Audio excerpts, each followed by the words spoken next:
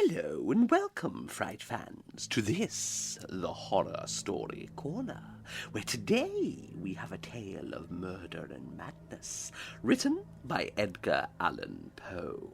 It concerns a man overwhelmed by a fixation on another's unsightly, vulture-like eye, which drives him to commit the unthinkable.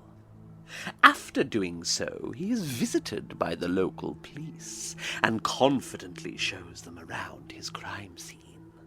But alas, what is that sound? That drumming, that thudding from below the floorboards? And will that unceasing noise lead the murderer into the clutches of the Horror Story Corner? I hope you enjoy The Telltale Heart. True, nervous, very, very dreadfully nervous I had been and am. But why will you say that I am mad? The disease has sharpened my senses, not destroyed, not dulled them. Above all was the sense of hearing acute. I heard all things in the heaven and all in the earth. I heard many things in hell. How then am I mad? Hearken and observe how healthily, how calmly I can tell you the whole story. It is impossible to say how first the idea entered my brain, but once conceived, it haunted me day and night. Object there was none, passion there was none. I loved the old man. He had never wronged me. He had never given me insult. For his gold I had no desire. I think it was his eye. Yes, it was this. One of his eyes resembled that of a vulture, a pale blue eye with a film over it. Whenever it fell upon me, my blood ran cold, and so by degrees, very gradually, I made up my mind to take the life of the old man, and thus rid myself of the eye forever. Now, this is the point. You fancy me mad. Madmen know nothing, but you should have seen me. You should have seen how wisely I proceeded, with what caution, with what foresight, with what dissimulation I went to work. I was never kinder to the old man than during the whole week before I killed him, and every night, about midnight, I turned the latch of his door and opened it, oh, so gently. And then, when I had made an opening sufficient for my head, I put in a dark lantern, all closed, so that no light shone out, and then I thrust in my head. Oh, you would have laughed to see how cunningly I thrust it in. I moved it slowly, very, very slowly, so that I might not disturb the old man's sleep. It took me an hour to place my whole head within the opening so far that I could see him as he lay upon his bed. Ha! Would a madman have been so wise as this? And then, when my head was well in the room, I undid the lantern cautiously. Oh, so cautiously, for the hinges creaked.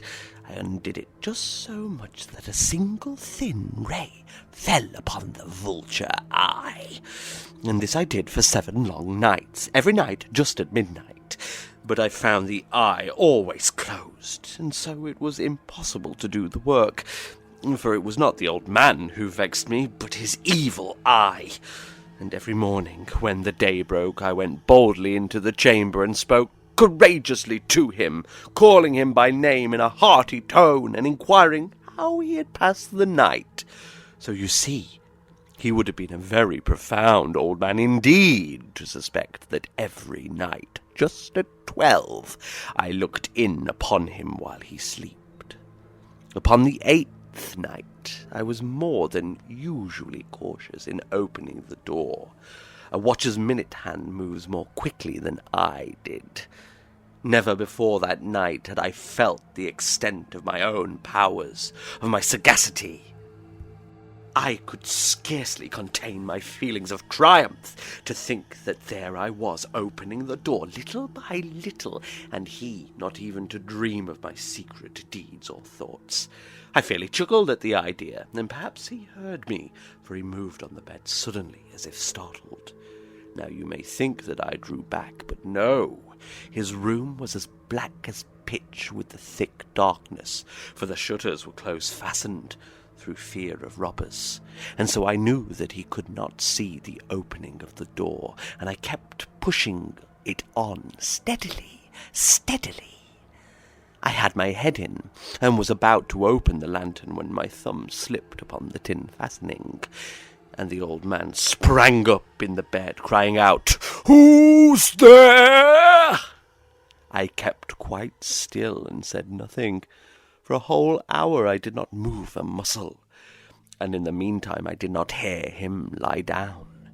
He was still sitting up in the bed, listening, just as I have done, night after night, hearkening to the death watches in the wall. Presently I heard a slight groan, and I knew it was the groan of mortal terror. It was not a groan of pain or of grief. Oh, no! It was the low, stifled sound that arises from the bottom of the soul when overcharged with awe. I knew the sound well. Many a night, just at midnight, when all the world slept, it has welled up from my own bosom, deepening with its dreadful echo the terrors that distracted me. I say I knew it well. I knew what the old man felt, and I pitied him, although I chuckled at heart. I knew that he had been lying awake ever since the first slight noise, when he had turned in the bed. His fears had been ever since growing upon him. He had been trying to fancy them causeless, but could not. He had been saying to himself, "It is nothing but the wind in the chimney. It is only a mouse crossing the floor." Or, "It is merely a cricket which has made a single chirp." Yes, he had been trying to comfort himself with these suppositions. But he had found all in vain, because death, in approaching him, had stalked with its black shadow before him, and enveloped the victim, and it was the mournful influence of the unperceived shadow that caused him to feel, although he neither saw nor heard, to feel the presence of my head within the room.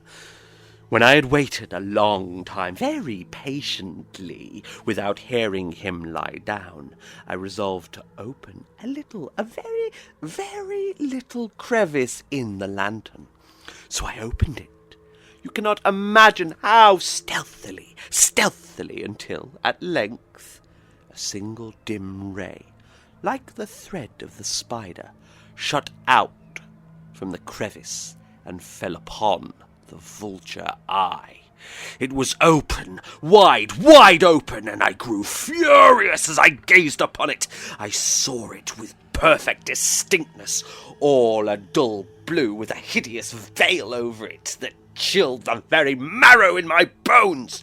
But I could see nothing else of the old man's face or person, for I had directed the ray as if by instinct precisely upon that damned spot.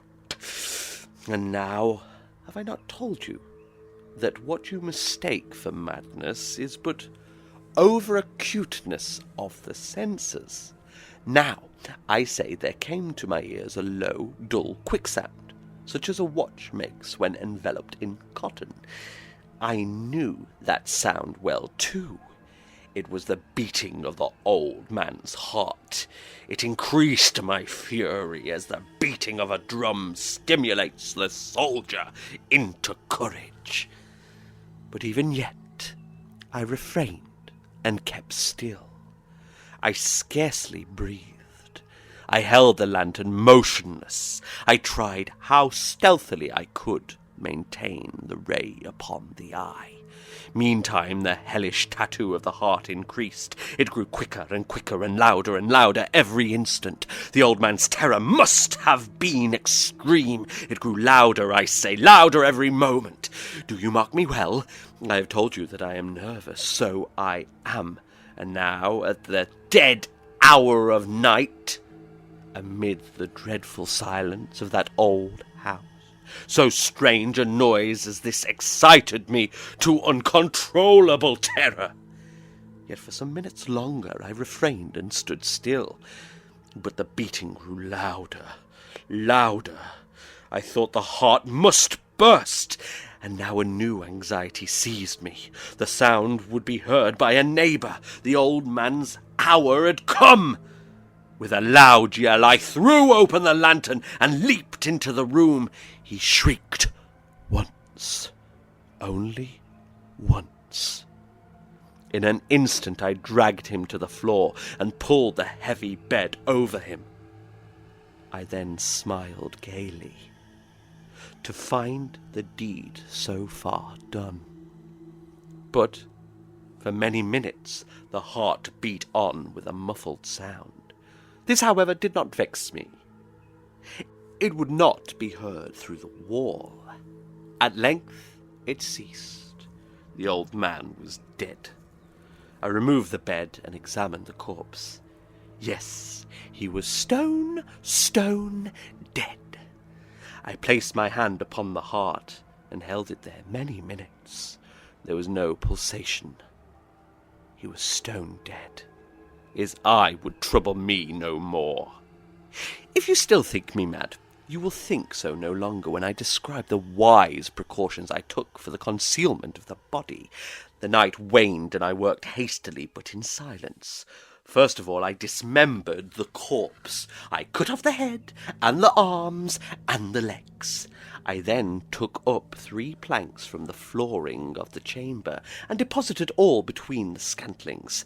I then replaced the boards so cleverly, so cunningly, that no human eye, not even his, could have detected anything wrong.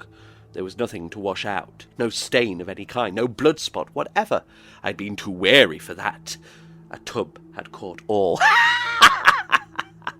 When I made an end of these labours, it was 4 o'clock, still dark as midnight. As the bell sounded the hour, there came a knocking at the street door. I went down to open it with a light heart, for what had I now to fear? There entered 3 men, who introduced themselves with perfect suavity as officers of the police. A shriek had been heard by a neighbour during the night. Suspicion of foul play had been aroused. Information had been lodged at the police office, and they had been deputed to search the premises. I smiled, for what had I to fear? I bade the gentleman welcome. The shriek, I said, was my own in a dream. The old man, I mentioned, was absent in the country. I took my visitors all over the house. I bade them search well. I led them at length to his chamber. I showed them his treasures, secure, undisturbed. In the enthusiasm of my confidence, I brought chairs into the room, and desired them here to rest from their fatigues, while I myself, in the wild audacity of my perfect triumph, placed my own seat upon the very spot beneath which reposed the corpse of the victim. The officers were satisfied. My manner had convinced them. I was singularly at ease. They sat, and while I answered cheerily, they chatted of familiar things. But ere long I felt myself getting pale, and wished them gone.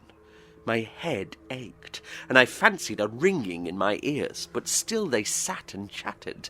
The ringing became more distinct. It continued and became more distinct. I talked more freely to get rid of the feeling, but it continued and gained definitiveness, until at length I found that the noise was not within my ears. No doubt I now grew very pale, but I talked more fluently and with a heightened voice. Yet the sound increased, and what could I do? It was a low, dull, quick sound, much such a sound as a watch makes when enveloped in cotton. I gasped for breath, and yet the officers heard it not. I talked more quickly, more vehemently, but the noise steadily increased. I arose and argued about trifles in a high key and with violent gesticulations, but the noise steadily increased. Why would they not be gone? I paced the floor to and fro, with heavy strides, as if excited to fury by the observations of the men. But the noise steadily increased. Oh God, what could I do? I foamed, I raved, I swore. I swung the chair upon which I had been sitting, and grated it upon the boards. But the noise arose over all, and continually increased. It grew louder, louder, louder, and still the men chattered pleasantly, and smiled. Was it possible they heard not? Almighty God, no, no, they heard, they suspected, they knew. They were making a mockery of my horror. This I thought, and this I think.